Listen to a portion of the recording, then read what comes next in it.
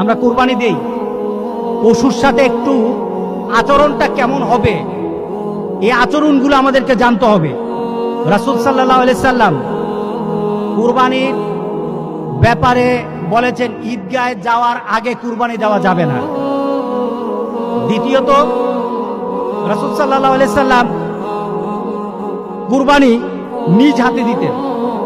সুতরাং আমাদের একটা চেষ্টা থাকা দরকার, আমাদেরও একটা চাহিদা থাকা দরকার যে আমার কুরবানিটা আমি দেব।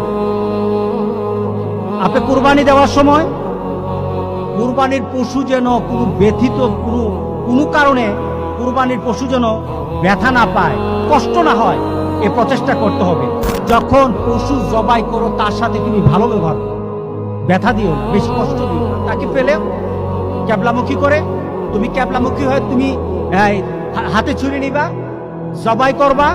জবাইয়ের ক্ষেত্রে তোমরা কিছু নিয়ম নীতি মেনে মেনে সেটাকে অগ্রসর হবা, নিয়ম নীতি মেনে মেনে অগ্রসর হবা।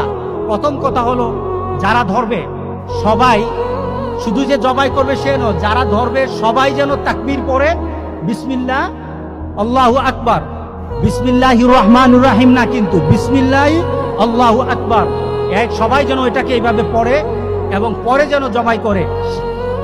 সবাইকে পড়তে হবে, যারা ধরা থাকে সবাইকে পড়তে হবে।